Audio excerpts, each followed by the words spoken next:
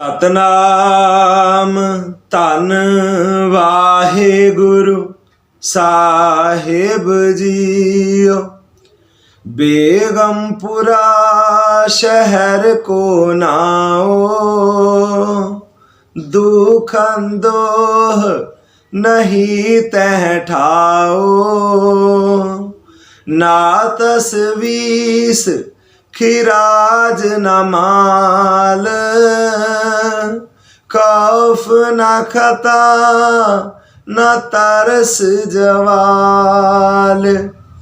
अब मोहे खूब वतन गह पाई, ऊहाँ खैर सदा मेरे पाई। अब मोहे खूब वतन गह पाई, ऊहाँ खैर सदा मेरे पाई। रहाओ कायम दायम सदा पातशाही, दोम न सेम एक सो आही। आबादान सदा मशहूर, ओहाँ गनी बसे मैमूर। त्यों त्यों सैल करे जो पावे, महरम महल न को अटकावे। कह रवदास खलास चमार, जो हम शहरी सोमीत हमार। कह रवदास खलास चमार, जो हम शहरी सोमीत हमार। फेसबुक ਅਤੇ YouTube ਦੇ ਮਾਧਿਅਮ ਰਾਹੀਂ ਭਗਤ ਰਵਿਦਾਸ ਜੀ ਦੇ ਸ਼ਬਦ ਜੋ ਗੁਰੂ ਗ੍ਰੰਥ ਸਾਹਿਬ ਵਿੱਚ ਦਰਜ ਹਨ, ਉਹਨਾਂ ਦੀ ਲੜੀਵਾਰ ਵਿਚਾਰ ਦੀ ਜੋ ਆਰੰਭਤਾ ਕੀਤੀ ਸੀ ਉਹਨੂੰ ਸ਼ਰਵਣ ਕਰ ਰਹੇ ਹੋ। ਜਿਸ ਲੜੀ ਦੇ ਅੰਦਰ ਗੌੜੀ ਗਵਾਰਾਲੀ राग दा ये तीजा शब्द बेगमपुरा शहर को नाओ, दुखन दो नहीं तय ठाओ अज विचार आधीन है। गुरमत की रोशनी ते गुरमत अनुसार इस शब्द नूं समझण दा जतन करिए। भगत रविदास जी ने इस शब्द दा रहाओ वाला बंद, जिस विच विद्वान सज्जणा दा गुरमत दे रसियां दा मनना है कि समुचा भाव होया करदा है, वो रहाओ वाला बंद है। अब मोहे खूब वतन गह पाई, ऊहाँ खैर सदा मेरे पाई। कहते मैं ऐसे देश का, ऐसे मुल्क का निवासी बन गया हाँ जिथे सदा ही खैर है, सदा खुशियां ही खुशियां ने, सदा खेड़ा ही खेड़ा है, जिथे सदा आनंद ही आनंद है। एक ऐसे देश, ऐसे मुल्क का निवासी बन गया। हुण हर एक इंसान चाहता है कि मैं ऐसे शहर में जाके वस जावां, ऐसे देश या ऐसे मुल्क दे विच रवां जिथे सदा खुशियां ही खुशियां होण। ਹੁਣ ਇੱਥੋਂ ਕਿਤਨੇ ਲੋਕ ਹਨ ਜਿਹੜੇ ਕੈਨੇਡਾ ਅਮਰੀਕਾ ਦੇ ਵਿੱਚ ਜਾਂ ਪੰਜਾਬ ਦੇ ਵਿੱਚ ਬਾਹਰੋਂ ਬਿਹਾਰ ਜਾਂ ਯੂਪੀ ਤੋਂ ਕਿਤਨੇ ਲੋਕ ਆਉਂਦੇ ਨੇ। ਉਹ ਇਸ ਖੁਸ਼ਹਾਲੀ ਨੂੰ ਲੱਭਣ ਆਉਂਦੇ ਨੇ, ਉਹ ਇਸ ਖੁਸ਼ੀਆਂ ਨੂੰ ਲੱਭਣ ਆਉਂਦੇ ਨੇ ਕਿ ਸ਼ਾਇਦ ਉਸ ਸ਼ਹਿਰ, ਉਸ ਮੁਲਕ, ਉਸ ਦੇਸ਼ ਜਾ ਕੇ ਸਾਡਾ ਵਿਕਾਸ ਹੋ ਸਕੇਗਾ, ਸਾਡੀ ਡਿਵੈਲਪਮੈਂਟ ਹੋਏਗੀ। ਅਸੀਂ ਖੁਸ਼ੀਆਂ ਲੱਭਣ ਲਈ ਆਉਂਦੇ ਨੇ।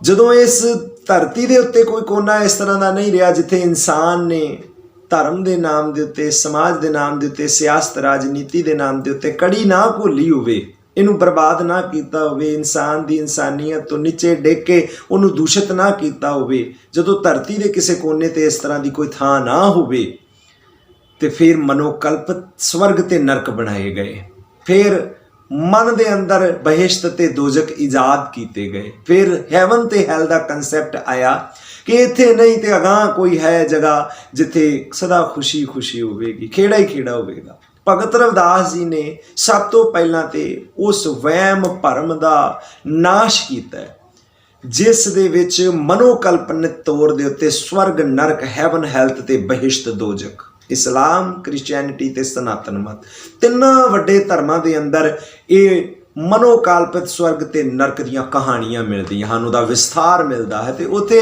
सिर्फ इंसान की कल्पना यही है कि उत्थे ਖੁਰਾ ਮਿਲਣਗੀਆਂ, ਉੱਥੇ ਸ਼ਰਾਬ ਦੀਆਂ ਨਦੀਆਂ ਵਹਿੰਦੀਆਂ, ਉੱਥੇ ਦੇਸੀ ਘਿਓ ਦੀਆਂ ਨਦੀਆਂ ਵਹਿੰਦੀਆਂ, ਜੋ ਮਨੋਕਲਪਿਤ ਭਾਵ ਇਤਨੀ ਕੁ ਧਨ ਸੰਪਦਾ, ਇਤਨਾ ਕੁ ਐਸ਼ੋ ਆਰਾਮ, ਇਤਨੀ ਕੁ ਖੁਸ਼ੀਆਂ, ਹਰ ਇੱਕ ਉਹ ਜਿਹਦੇ ਵਿੱਚੋਂ ਇਨਸਾਨ ਖੁਸ਼ੀ ਲੱਭਦਾ ਉਹ ਸਾਧਨ ਸੰਪੰਨ ਹੋਣਗੇ ਤੇ ਸਵਰਗ ਦੇ ਵਿੱਚ ਰਹਿਣ ਵਾਲਾ ਨਿਵਾਸੀ ਉਹ ਸਭ ਕੁਝ ਮਾਣ ਰਿਹਾ ਹੋਵੇਗਾ, ਉੱਥੇ ਉਹਨੂੰ ਖੁਸ਼ੀਆਂ ਮਿਲਣਗੀਆਂ। ਭਗਤ ਰਵਿਦਾਸ ਜੀ ਨੇ ਬੜੇ ਪਿਆਰੇ ਬੋਲ ਆਖੇ ਰਹਾਉ ਵਾਲੇ ਬੰਦ ਅੰਦਰ, ਕਹਿੰਦੇ ਆਬ ਮੋਹੇ ਖੂਬ, ਮੈਂ ਤੇ ਪਾ ਲਈ ਹੈ, ਹੁਣ ਮੈਨੂੰ ਪ੍ਰਾਪਤ ਹੋ ਗਈ, ਜਿਉਂਦੇ ਜੀ ਪ੍ਰਾਪਤ ਹੋ ਗਈ। ਆਬ ਮੋਹੇ ਖੂਬ ਵਤਨ ਗਹਿ ਪਾਈ, ਉਹ ਹਾਂ ਖੈਰ ਸਦਾ ਮੇਰੇ ਪਾਈ। ਵਤਨ ਭਾਵ ਮੁਲਕ, ਦੇਸ਼, ਮੈਂ ਉਸ ਦੇਸ਼ ਦਾ ਨਿਵਾਸੀ ਬਣ ਗਿਆ ਹਾਂ ਜਿਉਂਦੇ ਜੀ, ਜਿੱਥੇ ਸਦਾ ਖੈਰ ਹੀ ਖੈਰ ਹੈ, ਸਦਾ ਖੁਸ਼ੀਆਂ ਹੀ ਖੁਸ਼ੀਆਂ ਨੇ, ਜਿਸ ਨੂੰ ਗੁਰੂ ਅਮਰਦਾਸ ਪਾਤਸ਼ਾਹ ਆਨੰਦ ਕਹਿੰਦੇ ਹਨ। ਆਨੰਦ ਜਿਸ ਨੂੰ ਦਸ਼ਮੇਸ਼ ਪਿਤਾ ਨੇ ਫਿਜ਼ੀਕਲੀ ਤੌਰ ਤੇ ਫਿਰ ਕੱਲਾ ਆਤਮਿਕ ਨਹੀਂ, ਆਨੰਦਾਂ ਦੀ ਪੁਰੀ ਵਸਾ ਕੇ, ਉਹ ਜਿਸ ਨੂੰ ਭਗਤ ਰਵਿਦਾਸ ਅੱਜ ਦੇ ਸ਼ਬਦ ਅੰਦਰ ਬੇਗਮਪੁਰਾ ਕਹਿੰਦੇ ਹਨ, ਗਮਾਂ ਤੋਂ ਰਹਿਤ ਸ਼ਹਿਰ, ਜਿਸ ਨੂੰ ਗੁਰੂ ਅਮਰਦਾਸ ਆਨੰਦ ਕਹਿੰਦੇ ਹਨ, ਉਸ ਨੂੰ ਆਨੰਦਾਂ ਦੀ ਪੁਰੀ ਦੇ ਵਿੱਚ ਵਸਾ ਕੇ ਸਤਿਗੁਰੂ ਨੇ ਕੱਲਾ ਅਧਿਆਤਮਕ ਨਹੀਂ, ਮੈਂਟਲੀ ਨਹੀਂ, ਸਿਰਫ ਅੰਦਰੋਂ ਪੀਸਫੁਲੀ ਜਾਂ ਅੰਦਰ ਸੋਲ ਦੇ ਲਈ ਨਹੀਂ, ਫਿਜ਼ੀਕਲੀ ਵੀ ਆਨੰਦਾਂ ਦੀ ਪੁਰੀ ਬਣਾਈ। ਆਪਾਂ ਅੱਜ ਦੇ ਇਸ ਸ਼ਬਦ ਦੇ ਰਾਹੀਂ ਇਸੇ ਵਿਚਾਰਧਾਰਾ ਨੂੰ ਸਮਝਣ ਦਾ ਯਤਨ ਕਰਾਂਗੇ। ਸਭ ਤੋਂ ਪਹਿਲਾਂ ਗੁਰਫਤਿਹ ਦੇ ਨਾਲ ਸਾਂਝ ਪਾਓ, ਆਖੋ ਜੀ ਵਾਹਿਗੁਰੂ ਜੀ ਕਾ ਖਾਲਸਾ, ਵਾਹਿਗੁਰੂ ਜੀ ਕੀ ਫਤਿਹ। ਇਸ ਕਨਸੈਪਟ ਨੂੰ ਸਮਝਣ ਲਈ ਪਹਿਲਾਂ ਥੋੜ੍ਹਾ ਜਿਹਾ ਗਹੁ ਨਾਲ ਸਮਝਣਾ ਪਏਗਾ ਕਿ ਸਵਰਗ ਤੇ ਨਰਕ ਕੀ ਹੈ।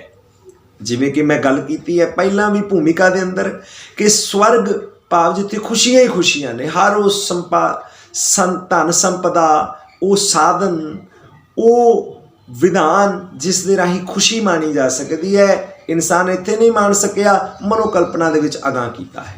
ਹੁਣ ਇਹਦਾ ਕੰਸੈਪਟ ਕੀ ਹੈ? ਕੰਸੈਪਟ ਇਹ ਹੈ, ਅਗਰ ਸਨਾਤਨ ਮਤ ਦੀ ਵੀ ਉਦਾਹਰਨ ਲਈਏ ਕਿ ਇਨਸਾਨ ਦੇ ਸੱਜੇ ਤੇ ਖੱਬੇ ਮੋਢੇ ਦੇ ਉੱਤੇ ਚਿੱਤਰ ਤੇ ਗੁਪਤ ਬੈਠੇ ਹਨ। ਜੋ ਇਨਸਾਨ ਕਰਮ ਕਰ ਰਿਹਾ, ਮਾੜਾ ਕਰਮ ਕਰ ਰਿਹਾ, ਚੰਗਾ ਕਰਮ ਕਰ ਰਿਹਾ, ਉਹ ਲਿਖ ਰਹੇ ਹਨ। ਜਦੋਂ ਇਨਸਾਨ ਮਰ ਜਾਏਗਾ ਫਿਰ ਧਰਮ ਰਾਜ ਦੀ ਇੱਕ ਕਚਹਿਰੀ ਲੱਗੇਗੀ। ਉਸ ਕਚਹਿਰੀ ਦੇ ਵਿੱਚ ਸਾਰੇ ਜੀਵ ਖੜੇ ਹੋਣਗੇ ਜਿਹੜੇ ਮਰ ਕੇ ਗਏ ਹਨ, ਆਪਣੀ ਆਯੂ ਭੋਗ ਕੇ ਗਏ ਹਨ। ਹੁਣ ਜਿਸ ਨੇ ਚੰਗੇ ਕਰਮ ਕੀਤੇ ਹੋਣਗੇ, ਪੁੰਨ ਕਰਮ ਕੀਤੇ ਹੋਣਗੇ, ਉਹਨਾਂ ਨੂੰ ਮਿਲੇਗਾ ਸਵਰਗ। ਜਿਨ੍ਹਾਂ ਨੇ ਮਾੜੇ ਕਰਮ ਕੀਤੇ ਹੋਣਗੇ, ਮੰਦੇ ਕਰਮ, ਮੰਦੇ ਅਮਲ ਕਮਾਏ ਹੋਣਗੇ, ਉਹਨਾਂ ਨੂੰ ਮਿਲੇਗਾ ਨਰਕ। ਨਰਕ ਦੀ ਮਨੋਕਲਪਨਾ ਇਸ ਤਰ੍ਹਾਂ ਦੀ ਹੈ, ਉੱਥੇ ਅੱਗ ਦੇ ਵਿੱਚ ਤੈਨੂੰ ਸਾੜਿਆ ਜਾਏਗਾ, ਤੇਲ ਦੇ ਕੜਾਹਾਂ ਦੇ ਵਿੱਚ ਤਲਿਆ ਜਾਏਗਾ, ਤੈਨੂੰ ਹੋਰ ਦੁੱਖ ਦਿੱਤੇ ਜਾਣਗੇ, ਤੈਨੂੰ ਅਗਾਂਹ ਨਰਕ ਪ੍ਰਾਪਤ ਹੋਵੇਗਾ। ਇਸ ਤਰ੍ਹਾਂ ਦਾ ਮਨੋਕਲਪਿਤ ਸਵਰਗ ਤੇ ਨਰਕ। ਹੁਣ ਇਸ ਨੂੰ ਸਮਝਣ ਦੀ ਯਤਨ ਕਰੀਏ। ਅੱਜ ਦੁਨੀਆ ਦੀ ਆਬਾਦੀ 7 ਅਰਬ ਹੈ, ਭਾਵ ਕਿ 14 ਅਰਬ ਚਿੱਤਰਗੁਪਤ ਹੋ ਗਏ ਜਿਹੜੇ ਇਨਸਾਨ ਦੇ ਸੱਜੇ ਖੱਬੇ ਮੋਢੇ ਦੇ ਉੱਤੇ ਬੈਠੇ ਹਨ। ਫਿਰ ਕਿਤਨੇ ਜੀਵ ਜੰਤ ਹਨ, ਪਸ਼ੂ ਪੰਛੀ ਹਨ, ਉਹਨਾਂ ਦੀ ਕਿੰਨੀ ਜਨਤਾ ਹੈ, 84 ਲੱਖ ਜੂਨਾਂ ਧਾਰਮਿਕ ਗ੍ਰੰਥਾਂ ਦੇ ਵਿੱਚ ਮੰਨੀ ਗਈ ਹੈ। ਉਹਨਾਂ ਸਾਰਿਆਂ ਦਾ ਲੇਖਾ ਜੋਖਾ ਚਿੱਤਰਗੁਪਤ ਰੱਖਦੇ। ਫਿਰ ਧਰਮ ਰਾਜ ਕਿੰਨੀਆਂ ਕੁ ਡੈਰੀਆਂ ਭਰੀਆਂ ਹੋਣਗੀਆਂ, ਫਾਈਲਾਂ ਭਰੀਆਂ ਹੋਣਗੀਆਂ, ਕਿੰਨੇ ਕਾਗਜ਼ ਕਾਲਕ ਕੀਤੇ ਹੋਣਗੇ, ਫਿਰ ਕਿੰਨੀਆਂ ਅਲਮਾਰੀਆਂ ਭਰੀਆਂ ਹੋਣਗੀਆਂ। ਜਿਹੜਾ ਇਨਸਾਨ ਮਰ ਕੇ ਆਉਂਦਾ ਹੋਵੇਗਾ ਚਿੱਤਰਗੁਪਤ ਤੋਂ ਲੈ ਕੇ ਆਏਗਾ। ਇਸ ਤਰ੍ਹਾਂ ਦਾ ਬਹੁਤ ਵੱਡਾ ਪਸਾਰਾ ਬਣ ਜਾਏਗਾ। ਕੈਨ ਯੂ ਬਿਲੀਵ ਕਿ ਇਸ ਤਰ੍ਹਾਂ ਦਾ ਕੋਈ ਸਵਰਗ ਜਾਂ ਨਰਕ ਹੋ ਸਕਦਾ? ਜਾਂ ਆਪਾਂ ਗੁਰਮਤਿ ਤੇ ਗੁਰਬਾਣੀ ਦੀ ਰੋਸ਼ਨੀ ਦੇ ਵਿੱਚ ਸਮਝਣ ਦਾ ਯਤਨ ਕਰੀਏ। ਜਿਸ ਧਰਮ ਰਾਜ ਦਾ ਖਿਆਲ ਗੁਰੂ ਨਾਨਕ ਨੇ ਦਿੱਤਾ, ਆਖਰ ਜ਼ਰੂਰ ਧਰਮ ਰਾਜ ਵਰਤੇ ਹੈ ਜਿਹੜਾ ਸਨਾਤਨ ਮਤ ਵਿੱਚ ਆਇਆ, ਪਰ ਗੁਰੂ ਨਾਨਕ ਦਾ ਧਰਮ ਰਾਜ ਹੀ ਬੜਾ ਨਿਆਰਾ ਹੈ। ਅਗਰ ਉਹ ਸਮਝ ਆ ਜਾਵੇ ਤੇ ਫਿਰ ਉਸ ਜਿਸ ਆਨੰਦ ਦੀ ਅਵਸਥਾ ਦੀ ਗੱਲ ਭਗਤ ਰਵਿਦਾਸ ਕਰ ਰਹੇ ਨੇ, ਸ਼ਾਇਦ ਉਹ ਆਨੰਦ ਮਹਿਸੂਸ ਹੋਏਗਾ। ਜਿਸ ਚਿੱਤਰਗੁਪਤ ਦੀ ਗੱਲ ਗੁਰੂ ਨਾਨਕ ਕਰ ਰਹੇ ਨੇ, ਅਗਰ ਉਹ ਸਮਝ ਆ ਜਾਵੇ, ਜਿਸ ਦੀ ਸਵਰਗ ਤੇ ਨਰਕ ਦੀ ਗੱਲ ਗੁਰੂ ਨਾਨਕ ਕਰ ਰਹੇ ਨੇ, ਸੱਚਖੰਡ ਕਹਿ ਰਹੇ ਨੇ, ਜਿਸ ਨੂੰ ਭਗਤ ਰਵਿਦਾਸ ਅੱਜ ਦੇ ਸ਼ਬਦ ਅੰਦਰ ਆਬ ਮੋਹੇ ਖੂਬ ਵਤਨ ਗਹਿ ਪਾਈ, ਉਸ ਵਤਨ ਦੀ ਗੱਲ ਕਰ ਰਹੇ ਨੇ, ਅਗਰ ਉਹ ਸਮਝ ਆ ਜਾਏ ਤੇ ਆਨੰਦ ਬਣ ਸਕਦਾ ਹੈ। ਆਪਾਂ ਅੱਜ ਦੇ ਸ਼ਬਦ ਵਿੱਚ ਹੀ ਸਮਝਣ ਦਾ ਯਤਨ ਕਰਨਾ ਹੈ। ਜਿਹੜਾ ਧਰਮ ਰਾਜ ਗੁਰੂ ਨਾਨਕ ਨੇ ਚਿਤਵਿਆ ਉਹ ਹੈ ਆਸਾ ਜੀ ਦੀ ਵਾਰ ਦੀ 2ਜੀ ਪੌੜੀ ਦੇ ਵਿੱਚ ਬਿਆਨ ਕੀਤਾ। ਨਾਨਕ ਜੀ ਉਪਾਏ ਕਹਿ ਲਿਖ ਨਾਵੈ ਧਰਮ ਬਹਾਲਿਆ, ਉੱਥੇ ਸੱਚੋ ਹੀ ਸੱਚ ਨੇ ਬੜਾ ਚੁਣ ਵੱਖ ਕੱਢਿਆ ਜਜਮਾਨ ਲਿਆ। ਕੋਈ ਵੱਖਰੀ ਕਚਹਿਰੀ ਨਹੀਂ ਲੱਗੇਗੀ, ਮਰਨ ਤੋਂ ਬਾਅਦ ਨਹੀਂ ਲੱਗੇਗੀ। ਗੁਰਮਤ ਦਾ ਆਸ਼ਾ, ਗੁਰਮਤ ਅਨੁਸਾਰੀ ਇਹ ਗੱਲ ਸਮਝ ਆਉਂਦੀ ਹੈ, ਹੇ ਨਾਨਕ ਜਿਸ ਵੇਲੇ ਸੰਸਾਰ ਬਣਾਇਆ, ਇਹ ਦੁਨੀਆ ਬਣਾਈ, ਜੀਵ ਜੰਤ ਬਣਾਏ, ਨਾਲ ਦੇ ਨਾਲ ਇੱਕ ਨਿਯਮ ਤੇ ਕਾਨੂੰਨ ਬਣਾ ਦਿੱਤੇ। नानक जी उपाय कह लिख नावै धर्म बहालिया रब्बी नियम कुदरती नियम जिहड़े चारे पासे बना दिते और इक्को जे लागू कर दिते। पहले दिन तो आद सच जुगाद सच है भी सच नानक होसी भी सच। वो पहले दिन तो मुੱਢ तो बना दिते गए सन, अज भी ने हमेशा वास्ते रहणगे।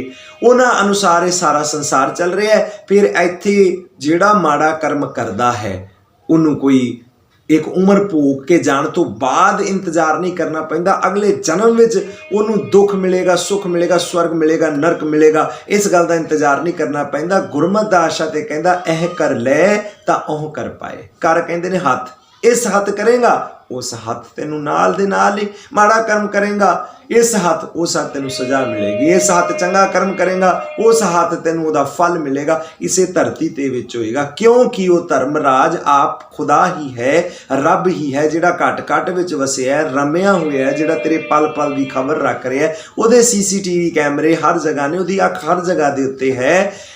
ਉਹਨੂੰ फिर सच्चे पातशाह ने आसा जी दी वार दे विच ही बयान कर दिता, एह जग सच्चे की है कोठड़ी सच्चे का विच वास, एक ना हुक्म समाए लए एक ना हुक्म है करे विनाश। ओ तरीखा दे विच थोड़ी रखदा है कि कोई तारीख पएगी तो फिर सज़ा मिलेगी। वो किते समा थोड़ी दिंदा है, वो किते कीते हुए कर्मां दे अनुसार फल नाल दे नाल ही दई जांदा है। ये जगत ही सच्चे दी कोठी है, विच ही बैठा हुआ है साचा साहिब साची नाई। जपजी साहब दे विच पढ़दे हो सच्चा साहिब है, वो साहिब घट घट च वसिया, उहदा न्याय सच्चा है, नाई भाव उहदा न्याय सच्चा है और मुੱਢ तो सच्चा है, जुगां दे आद तो सच्चा है। जिस दिन ये संसार जगत ब्रह्मांड यूनीवर्स होंद दे विच आया सी उस दिन तो नियम उसे तरह लागू सी, अज भी है तो हमेशा रहेगा। और इसे संसार विच बैठा यह जग सच्चे की है कोठड़ी सच्चे का विचवास, एक ना हुक्म समाइल है एक ना हुक्म है करे विनाश। एक ना समारे एक ना विनाश करे। इसनूं मैं कई बार एक छोटी जी उदाहरण दे राही समझाउंदा हुंदा हां कि जदों ये संसार बनिया रब्बी नियम बने, कहते ने साचे ते पवना पिया पवने ते जल हुए, जल ते त्रिपुण साजिया घट घट जोत समोए। वो रब्बी नियमावली की है, वो रब दे नियम किवें बने, किवें साडे आस पास लागू ने, इस उदाहरण दे राही समझण दा जतन करिए। सच्चे परमात्मा तो पवन बनी, पवन तो पानी बनिया ते पानी तो सारी सृष्टि बन गई। हुण नाल दे नाल ही नियम बन रहे सन। किवें? सच्चे परमात्मा ने पवन बनाई। पवन भाव हवा, हवा दे विच कई तरह दीयां गैसां, hydrogen nitrogen oxygen carbon dioxide. हुण जदों ये गैसां बन रहीआं सी, जदों 2 पार्ट हाइड्रोजन ते 1 पार्ट ऑक्सीजन आपस विच किथे मिल गए ते पानी बन गया। हुण ये नियम नाल दे नाल ही बनिया। पहला जदों हवा सी नहीं, कला रब सी, रब ने हवा बनाई। हवा तो बाद कई तरह दीयां गैसां, उन्हां गैसां विचों 2 तरह दीयां गैसां आपस विच मिलियां ते नियम बनिया। वो पहले दिन नियम बनया 2 पार्ट हाइड्रोजन ते 1 पार्ट ऑक्सीजन जदों इकट्ठे होणगे ते वाटर बन जाएगा, पानी बन जाएगा। ये नियम उसे दिन बनया, पहले दिन जिस दिन कदे संसार ब्रह्मांड दे यूनीवर्स दे विच 2 पार्ट हाइड्रोजन ते 1 पार्ट ऑक्सीजन आपस विच इकट्ठे होए ते उस वेले होंद दे विच आ गया पानी। ये नियम उदन ही बन गया। अज भी इसे तरह कोई भी नासा विच बैठा साइंसदान साइंटिस्ट या कोई दुनिया का वड्डे तो वड्डा विज्ञानी इस गल नूं चुनौती नहीं दे सकता कि पानी इस तरह नहीं बनता। पानी इस तरह बनया सी जिद्दन पहली बार बनया सी यूनीवर्स विच, पानी दी होंद 2 पार्ट हाइड्रोजन ते 1 पार्ट ऑक्सीजन दे मिलन नाल बनी सी। अज भी इवें ही पानी बनता है, रहिंदी दुनिया तक इवें ही बनता रहेगा। यह है आद सच जुगाद सच है पी सच नानक होसी पी सच। ये नियम पहले दिन तो कर दे, उस तो बाद जदों पानी बनिया, पानी तो किवें जीव की उत्पत्ति हुई, वो जिमें जिमें अगाह संसार बनता गया, जो जो चीज़ बनती गई होंद आती उहदे ते नियम रब्बी नियम बनते गए। वो रब्बी नियम बन के पहले दिन तो ही जो लागू हुए सन अज भी वही ने, आगामी। एक होर उदाहरण दे राही समझिए जो मैं अक्सर दिंदा हुन्ना। अग नूं परमात्मा ने पहले जिवें हवा बनी पानी बनिया, पहले दिन तो उहदे ते नियम लागू होए। वाटर का फार्मूला बनया, उहदा नियम कानून रब्बी कुदरती कह लो, रब्बी नियमावली कुदरती नियमावली। उसी तरह अग है, अग नूं भी पहले दिन तो जिस दिन तो ईजाद किया बनाया, उन्होंने एक हुक्म लाया, उन्होंने एक नियम बच, उन्होंने एक धर्म विच, उन्होंने एक नाम विच बने, एक कानून विच बने। ये जितने नाम मैं तुहाडे सामने लए ने अलग अलग आशे दे राही गुरमत की कसवट्टी दे विच इसे रब्बी नियमावली नूं बयान करते हुए नज़र आए ने। ਚਾਹੇ ਉਸ ਨੂੰ ਕਾਨੂੰਨ ਕਹੋ, ਨਿਯਮ ਕਹੋ, ਕੁਦਰਤੀ ਨਿਯਮ ਕਹੋ, ਰੱਬੀ ਨਿਯਮਾਵਲੀ ਕਹੋ, ਹੁਕਮ ਕਹੋ, ਭਾਓ ਕਹੋ, ਭਾਵੇਂ ਉਸ ਨੂੰ ਤੁਸੀਂ ਅਲੱਗ-ਅਲੱਗ ਢੰਗਾਂ ਦੇ ਰਾਹੀਂ ਨਾਮ ਕਹੋ, ਧਰਮ ਕਹੋ, ਇਹ ਅਲੱਗ-ਅਲੱਗ ਵਿਆਖਿਆ। ਜਿਵੇਂ ਹੁਣ ਨਾਨਕ ਜੀਉ ਪਾਏ ਕੈ ਲਿਖ ਨਾਵੈ ਧਰਮ ਬਹਾਲੇ, ਇੱਥੇ ਧਰਮ ਕਾਨੂੰਨ ਨੂੰ ਕਿਹਾ ਗਿਆ, ਰੱਬੀ ਨਿਯਮਾਵਲੀ ਨੂੰ ਕਿਹਾ ਗਿਆ। ਇਹ ਸਾਰੇ ਨਾਮ ਆਏ ਹਨ। ਤੇ ਜਿਸ ਦਿਨ ਅੱਗ ਬਣਾਈ, ਅੱਗ ਨੂੰ ਪਹਿਲੇ ਦਿਨ ਹੁਕਮ ਲਗਾ ਦਿੱਤਾ, ਨਿਯਮ ਕਾਨੂੰਨ ਵਿੱਚ ਬੰਨ੍ਹ ਦਿੱਤਾ, ਧਰਮ ਦੇ ਵਿੱਚ ਬੰਨ੍ਹ ਦਿੱਤਾ, ਨਾਮ ਦੇ ਵਿੱਚ ਬੰਨ੍ਹ ਦਿੱਤਾ ਵੀ ਤੇਰੇ ਉੱਤੇ ਕੋਈ ਵੀ ਚੀਜ਼ ਡਿੱਗੇ, ਲੋਹਾ ਲੱਕੜ ਕੱਪੜਾ, ਕੋਈ ਵੀ ਸ਼ੈ ਤੂੰ ਉਹਨੂੰ ਜਲਾ ਕੇ ਸਵਾਹ ਕਰ ਦੇਣਾ। ਤੇ ਅੱਗ ਪਹਿਲੇ ਦਿਨ ਤੋਂ ਆਦ ਸੱਚ ਜੁਗਾਦ ਸੱਚ ਹੈ ਪੀ ਸੱਚ ਨਾਨਕ ਹੋਸੀ ਪੀ ਸੱਚ, ਪਹਿਲੇ ਦਿਨ ਤੋਂ ਉਸੇ ਨਿਯਮ ਦੇ ਵਿੱਚ ਬੱਝੀ ਹੋਈ ਹੈ, ਉਸੇ ਕਾਨੂੰਨ ਵਿੱਚ ਬੱਝੀ ਹੋਈ ਅੱਗ। ਅੱਜ ਤੱਕ ਉਹਨੇ ਕਦੇ ਵੀ ਉਸ ਦੀ ਉਲੰਘਣਾ ਨਹੀਂ ਕੀਤੀ। ਇਹਨੂੰ ਹੋਰ ਗਹਿਰਾਈ ਦੇ ਨਾਲ ਸਮਝਣ ਦੇ ਯਤਨ ਕਰੀਏ। ਮੈਂ ਕਈ ਵਾਰੀ ਅਕਸਰ ਇਹ ਉਦਾਹਰਨ ਦਿੰਦਾ ਹੈ ਕਿ ਇੱਕ 50-60 ਸਾਲ ਦਾ ਬਜ਼ੁਰਗ ਅੱਗੇ 'ਚ ਹੱਥ ਪਾਏਗਾ, ਅੱਗ ਉਹਦੇ ਤੇ ਰਹਿਮ ਨਹੀਂ ਕਰੇਗੀ, ਉਹਨੂੰ ਜਲਾ ਦੇਗੀ। ਇੱਕ 25 ਸਾਲ ਦਾ ਨੌਜਵਾਨ ਹੱਥ ਪਾਏਗਾ, ਅੱਗ ਉਹਨੂੰ ਜਲਾ ਦੇਗੀ। ਇੱਕ 1.5 ਸਾਲ ਦਾ ਮਾਸੂਮ ਬੱਚਾ ਜਿਹਨੂੰ ਇਸ ਗੱਲ ਦਾ ਗਿਆਨ ਨਹੀਂ, ਬੋਧ ਨਹੀਂ, ਉਹਦੇ ਸੁਰਤ ਵਿੱਚ ਇਹ ਗੱਲ ਨਹੀਂ ਕਿ ਅੱਗ ਜਲਾ ਦਿੰਦੀ ਹੈ, ਅਗਰ ਉਹ ਬੱਚਾ ਅੱਗੇ 'ਚ ਹੱਥ ਪਾਏਗਾ, ਅੱਗ ਉਹਦੇ ਤੇ ਵੀ ਰਹਿਮ ਨਹੀਂ ਕਰੇਗੀ, ਉਹਨੂੰ ਵੀ ਜਲਾ ਦੇਗੀ, ਕਿਉਂਕਿ ਅੱਗ ਤੇ ਇੱਕ ਹੁਕਮ ਵਿੱਚ ਚੱਲ ਰਹੀ ਹੈ, ਇੱਕ ਰੱਬੀ ਨਿਯਮਾਵਲੀ। ਇੱਕ ਹੁਣ ਗੱਲ ਕੀ ਹੈ ਕਿ ਇਸ ਗੱਲ ਦਾ ਗਿਆਨ ਉਸ ਬੱਚੇ ਨੂੰ ਹੋਣਾ ਜ਼ਰੂਰੀ ਹੈ। ਇਸੇ ਤਰ੍ਹਾਂ ਅਸੀਂ ਗਿਆਨ ਤੋਂ ਵਾਂਝੇ ਇਹਨਾਂ ਮਨੋਕਲਪਿਤ ਸਵਰਗ ਨਰਕ ਦੇ ਵਿੱਚ ਸਾਡੇ ਸਾਹਮਣੇ ਬ੍ਰਾਹਮਣ ਵੱਲੋਂ ਬਣਾਏ, ਸਾਡੇ ਵੱਲੋਂ ਮੌਲਵੀ ਦੇ ਵੱਲੋਂ ਬਣਾਏ, ਸਾਡੇ ਵੱਲੋਂ ਪਾਦਰੀ ਵੱਲੋਂ ਬਣਾਏ, ਧਰਮ ਦੇ ਨਾਮ ਦੇ ਉੱਤੇ ਲੁੱਟ ਖਸੁੱਟ ਕਰਨ ਵਾਲਿਆਂ ਦੇ ਨਾਮ ਦੇ ਉੱਤੇ ਬਣਾਏ ਭਰਮ ਜਾਲਾਂ 'ਚ ਅਸੀਂ ਪਏ ਹੋਏ ਹਾਂ। ਐਸੇ ਮਨੋਕਲਪਿਤ ਸਵਰਗਾਂ ਨਰਕਾਂ ਦੇ ਪਿੱਛੇ ਅਸੀਂ ਆਪਣੀ ਜ਼ਿੰਦਗੀ ਬਰਬਾਦ ਕਰ ਰਹੇ ਹਾਂ, ਔਰ ਆਪਣੀਆਂ ਖੁਸ਼ੀਆਂ, ਆਪਣੇ ਆਨੰਦ ਖੇੜੇ ਤੋਂ ਅਸੀਂ ਆਪ ਵਾਂਝੇ ਹਾਂ। ਕਿਉਂਕਿ ਭਗਤ ਰਵਿਦਾਸ ਆਪਣੇ ਸ਼ਬਦਾਂ ਵਿੱਚ ਕਹਿੰਦੇ ਨੇ, ਮਾਦੋ ਅਵਿਦਿਆ ਹਿਤਕੀਨ ਵਿਵੇਕ ਦੀਪ ਮਲੀਨ।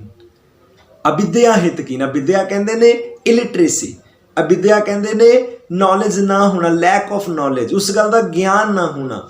ਇਸੇ ਤਰ੍ਹਾਂ ਕਾਮ ਕਰੋ ਲੋਭ ਮੋਹ ਦੀਆਂ ਅੱਗ ਦੇ ਵਿੱਚ ਇਨਸਾਨ ਹੱਥ ਪਾ ਰਿਹਾ, ਈਰਖਾ ਦੇ ਵਿੱਚ ਕਿਸੇ ਦੇ ਨਾਲ ਦਵੈਸ਼ ਕਮਾ ਰਿਹਾ, ਕਿਸੇ ਨਾਲ ਵਿਰੋਧਤਾ ਕਮਾ ਰਿਹਾ। ਉਹਨੂੰ ਨਹੀਂ ਪਤਾ ਇਹ ਅੱਗ ਹੈ, ਕੱਲ ਨੂੰ ਇਹ ਮੈਨੂੰ ਹੀ ਸਾੜ ਦੇਗੀ, ਕੱਲ ਨੂੰ ਇਹ ਮੈਨੂੰ ਹੀ ਜਲਾਏਗੀ, ਇਹਦੇ 'ਚ ਮੇਰਾ ਹੀ ਮਨ ਦੂਸ਼ਿਤ ਹੋਵੇਗਾ।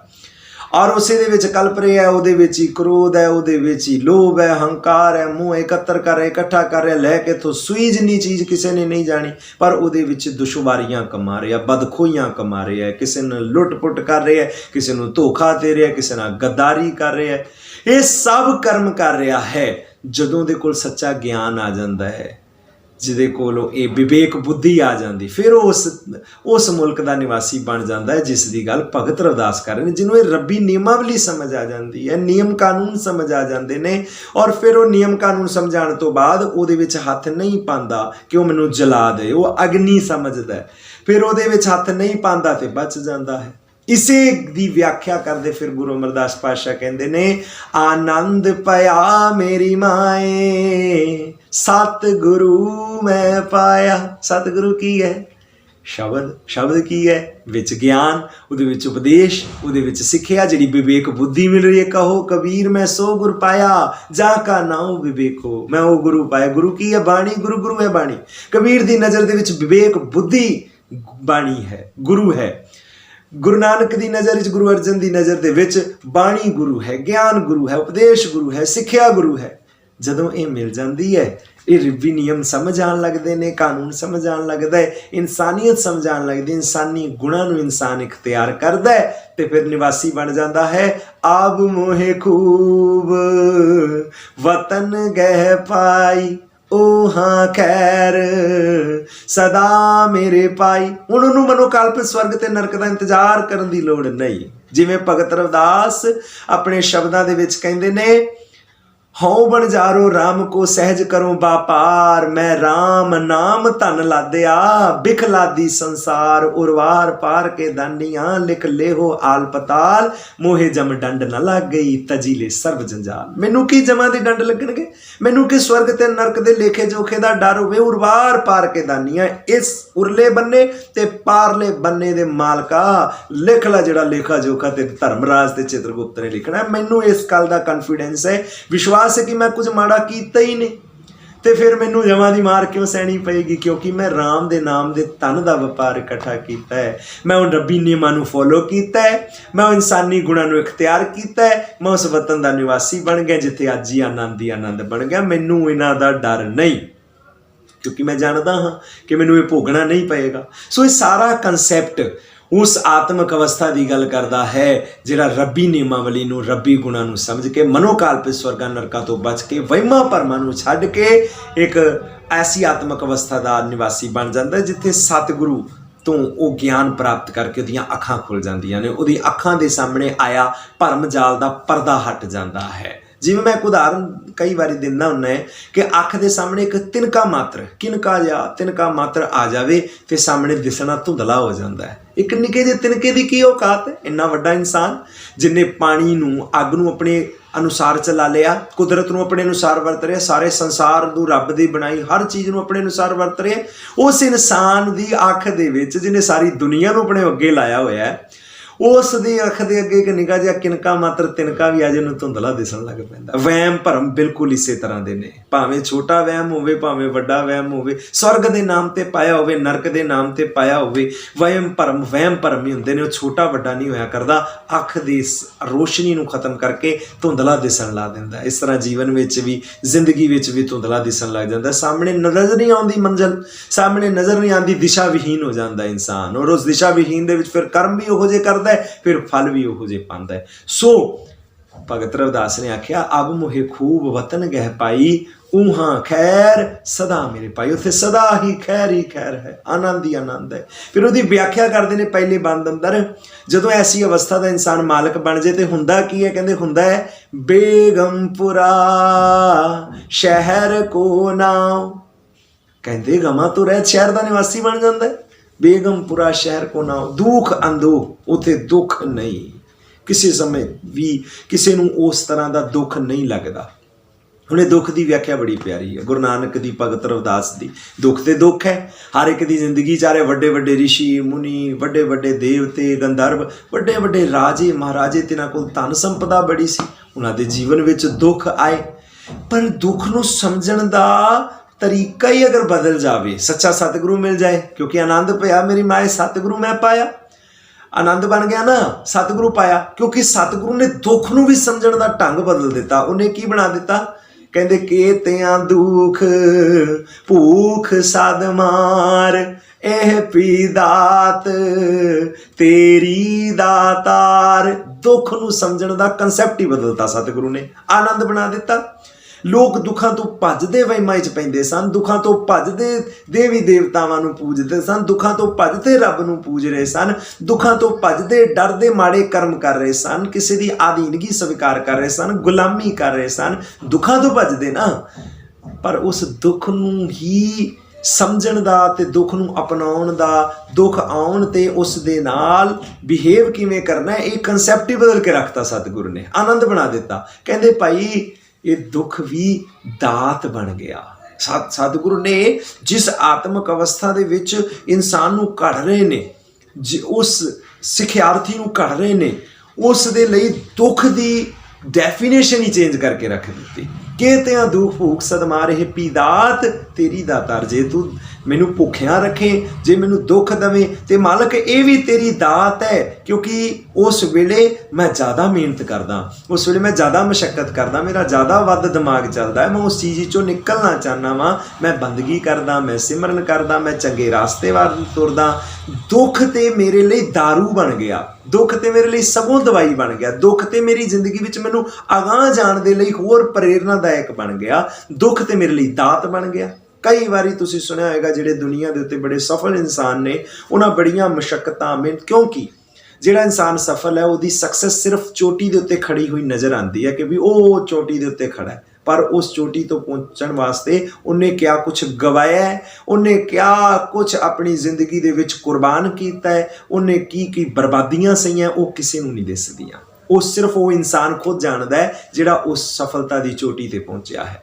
पर ਉਹਨੂੰ ਅਗਰ ਤੁਸੀਂ ਪੁੱਛੋਗੇ ਤੇ ਉਹ ਕਹੇਗਾ ਜਿਸ ਵੇਲੇ ਦੁੱਖ ਆਇਆ ਤਕਲੀਫ ਆਈ ਉਸੇ ਦੇ ਵਿੱਚੋਂ ਹੀ ਜ਼ਿੰਦਗੀ ਜਿਉਣ ਦਾ ਅਸਲ ਢੰਗ ਮੈਨੂੰ ਮਿਲਿਆ ਸੀ। ਇਹੀ ਤੇ ਰਹੱਸ ਹੈ, ਇਹੀ ਤੇ ਗੱਲ ਗੁਰੂ ਨਾਨਕ ਕਹਿ ਰਹੇ ਨੇ ਕਿ ਕੇਤਿਆਂ ਦੁੱਖ ਭੂਖ ਸਦਮਾਰ ਇਹ ਪੀ ਦਾਤ ਤੇਰੀ ਦਾਤਾਰ। ਉਹ ਜਦੋਂ ਸੱਚੇ ਸਤਿਗੁਰੂ ਤੋਂ ਰੱਬੀ ਨਿਯਮਾਵਲੀ ਸਮਝ ਆ ਜਾਂਦੀ ਹੈ, ਚੰਗੇ ਗੁਣਾਂ ਨੂੰ ਅਖਤਿਆਰ ਕਰਨ ਲੱਗਦਾ ਹੈ ਤੇ ਇੱਕ ਐਸੀ ਆਤਮਿਕ ਅਵਸਥਾ ਦਾ ਨਿਵਾਸੀ ਬਣ ਜਾਂਦਾ ਜਿੱਥੇ ਗਮ ਨਹੀਂ ਆਉਂਦੇ, ਜਿੱਥੇ ਦੁੱਖ ਆਇਆ ਪਰ ਉਸ ਦਾ ਕਨਸੈਪਟ ਹੀ ਚੇਂਜ ਹੋ ਗਿਆ। ਉਹਨੂੰ ਆਪਣੇ ਨਾਲ ਗਲਵਕੜੀ ਲਾ ਕੇ ਆਪਣੇ ਗਲ ਲਾ ਕੇ ਦੀਵਾ ਮੇਰਾ ਇੱਕ ਨਾਮ ਦੁੱਖ ਵਿੱਚ ਪਾਇਆ ਤੇਲ ਉਹਨ ਚਾਨਣ ਨੂੰ ਸੋਖਿਆ ਝੂਕਾ ਜਮ ਸੋ ਮੇਲ। ਉਹਨੂੰ ਡਿਫਾਈਨ ਕਰਨਾ ਹੀ ਚੇਂਜ ਕਰ ਦਿੱਤਾ, ਉਹਨੂੰ ਅਡਾਪਟ ਕਰ ਲਿਆ, ਉਹਨੂੰ ਤੇ ਦਾਤ ਬਣਾ ਲਿਆ, ਉਹਨੂੰ ਦਾਤ ਸਮਝ ਕੇ ਗਲਵਕੜੀ। ਲੋਕ ਦੁੱਖਾਂ ਤੋਂ ਭੱਜਦੇ ਨੇ, ਇਸ ਵਤਨ ਦਾ ਨਿਵਾਸੀ, ਇਸ ਆਨੰਦ ਦੀ ਪੁਰੀ ਦਾ ਨਿਵਾਸੀ, ਇਸ ਬੇਗਮਪੁਰੇ ਦਾ ਨਿਵਾਸੀ ਉਸ ਦੁੱਖ ਨੂੰ ਗਲਵਕੜੀ ਪਾ ਰਿਹਾ ਪਈ ਇਹ ਤੇ ਦਾਤ ਬਣ ਜਾਏਗੀ, ਇਹ ਤੇ ਬੜੇ ਚੰਗੇ ਲਈ ਆਈ ਹੈ। ਬੇਗਮਪੁਰਾ ਸ਼ਹਿਰ ਪੁਨਾਓ ਦੁੱਖ ਅੰਦੋਹ ਨਹੀਂ ਤੈ ਠਾਓ। ਉੱਥੇ ਦੁੱਖ ਲਈ ਕੋਈ ਥਾਂ ਨਹੀਂ। ਅੰਦੋਹ ਕਹਿੰਦੇ ਨੇ ਚਿੰਤਾ ਫਿਕਰ, ਉਹਨੂੰ ਚਿੰਤਾ ਫਿਕਰ ਹੀ ਨਹੀਂ।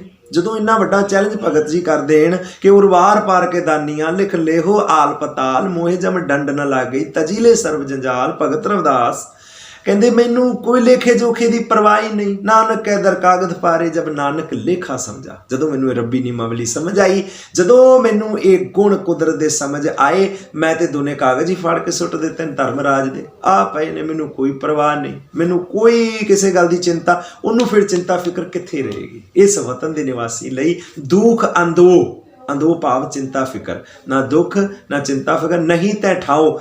ਉਸ ਮੁਲਕ ਦੇ ਵਿੱਚ ਥਾਂ ਹੀ ਨਹੀਂ ਹੈ ਇਹਨਾਂ ਚੀਜ਼ਾਂ ਦੇ ਲਈ। ਉਸ ਆਤਮਿਕ ਅਵਸਥਾ ਵਿੱਚ ਇਹ ਚਿੰਤਾ ਫਿਕਰ ਦੇ ਲਈ, ਦੁੱਖ ਲਈ ਥਾਂ ਹੀ ਨਹੀਂ ਹੈ। ਸਦਾ ਖੇੜਾ ਹੀ ਖੇੜਾ, ਆਨੰਦ ਹੀ ਆਨੰਦ ਹੈ। ਕਿਆ ਵਿਆਖਿਆ ਹੈ ਆਨੰਦ ਦੀ, ਵਿਆਖਿਆ ਹੈ ਕਿਆ ਬੇਗਮਪੁਰੇ ਦੀ ਵਿਆਖਿਆ ਹੈ।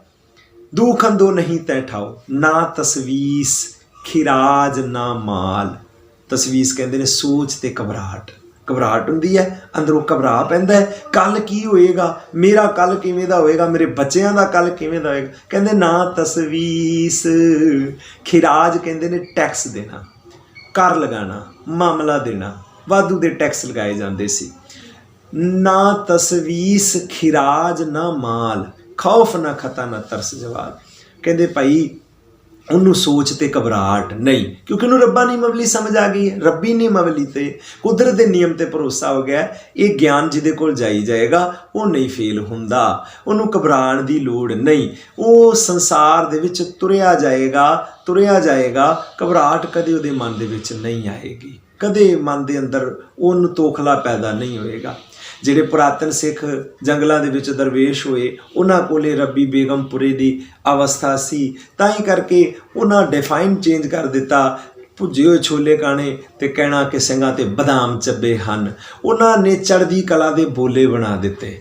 ਉਸ ਟੈਂਦੀ ਕਲਾ ਦੇ ਵਿੱਚੋਂ ਵੀ ਉਹਨਾਂ ਨੇ ਉਸ ਨੂੰ ਦਾਤ ਬਣਾ ਲਿਆ। ਕੋਈ ਘਬਰਾਹਟ ਨਹੀਂ, ਨਾ ਤਸਵੀਸ ਖਿਰਾਜ ਨਾ ਮਾਲ। ਕਿਸੇ ਨੂੰ ਟੈਕਸ ਨਹੀਂ, ਕਿਸੇ ਨੂੰ ਕਰ ਨਹੀਂ, ਕਿਸੇ ਦੀ ਅਧੀਨਗੀ ਨਹੀਂ ਕਬੂਲ ਕਰਦਾ ਉਹ ਸ਼ਖਸ। ਇਹ ਜਿਹੜਾ ਕਰ ਦੀ ਗੱਲ ਆ ਰਹੀ ਹੈ ਨਾ ਕਿ ਨੂੰ ਮਾਲ ਨਹੀਂ ਦੇਣਾ ਪੈਂਦਾ, ਉਹਨੂੰ ਖਿਰਾਜ ਨਹੀਂ ਦੇਣੀ ਪੈਂਦੀ, ਇਹਦਾ ਭਾਵ ਇਹ ਹੈ ਕਿ ਉਹ ਕਿਸੇ ਦੀ ਗੁਲਾਮੀ ਨਹੀਂ ਕਰਦਾ, ਉਹ ਕਿਸੇ ਦੇ ਥੱਲੇ ਨਹੀਂ ਲੱਗਦਾ, ਉਹ ਰੱਬ ਤੇ ਵਿਸ਼ਵਾਸ ਰੱਖਦਾ ਹੈ। ਕਿਉਂਕਿ ਮਾਰੈ ਰਾਖੈ ਏਕੋ ਆਪ ਮਨੁੱਖ ਕਹਿ ਕਿਸੇ ਨਹੀਂ ਹੱਥ। ਮਨੁੱਖ ਦੇ ਹੱਥ ਹੈ ਹੀ ਨਹੀਂ, ਬੰਦੇ ਦੇ ਹੱਥ ਹੈ ਹੀ ਨਹੀਂ। ਉਹ ਕਿਸੇ ਲੋਕਾਂ ਦੇ ਦਰਾਂ ਦੇ ਉੱਤੇ ਜਾ ਕੇ ਰਾਜਿਆਂ ਮਹਾਰਾਜਿਆਂ ਦੁਨੀਆ ਦੇ ਮੰਤਰੀਆਂ ਸੰਤਰੀਆਂ ਕੋਲ ਜਾ ਕੇ ਝੋਲੀਆਂ ਨਹੀਂ ਅੱਡਦਾ, ਉਹਨਾਂ ਦੇ ਮਿੰਨਤਾਂ ਤਰਲੇ ਨਹੀਂ ਕਰਦਾ। ਉਹਨੂੰ ਰੱਬੀ ਨਿਯਮ ਤੇ, ਰੱਬ ਤੇ, ਉਹਦੇ ਨਿਆਂ ਤੇ, ਕੁਦਰਤ ਤੇ ਵਿਸ਼ਵਾਸ ਹੈ। ਔਰ ਉਹ ਵਿਸ਼ਵਾਸ ਇਸ ਕਰਕੇ ਹੈ ਕਿਉਂਕਿ ਆਦ ਤੋਂ ਲੈ ਕੇ ਜੁਗਾਂ ਦੇ ਆਦ ਤੋਂ ਲੈ ਕੇ ਅੱਜ ਤੇ ਆਉਣ ਵਾਲੀ ਦੁਨੀਆ ਤੱਕ ਉਹ ਸੱਚ ਰਹਿਣ ਵਾਲੇ ਨੇ, ਉਹ ਝੂਠ ਨਹੀਂ ਹੋਣ ਵਾਲੇ ਨਿਯਮ, ਉਹਨੂੰ ਧੋਖਾ ਨਹੀਂ ਕਰਨਗੇ।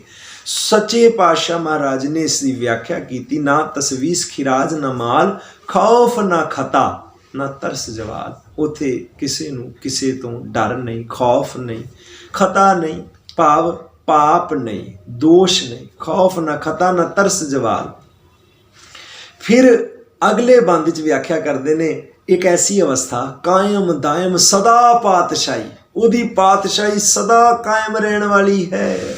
ਇਹ ਨਹੀਂ ਕਿ 700 ਸਾਲ ਰਾਜ ਕੀਤਾ ਉਸ ਤੋਂ ਬਾਅਦ ਖਤਮ ਹੋ ਗਿਆ, 200 ਸਾਲ ਰਾਜ ਕੀਤਾ ਖਤਮ ਹੋ ਗਿਆ, 50 ਸਾਲ ਰਾਜ ਕੀਤਾ ਖਤਮ ਹੋ ਗਿਆ। ਨਹੀਂ, ਕਾਇਮ ਦਾਇਮ ਸਦਾ ਪਾਤਸ਼ਾਹੀ, ਉਹਦੀ ਪਾਤਸ਼ਾਹੀ ਸਦਾ ਕਾਇਮ ਰਹਿੰਦੀ ਹੈ।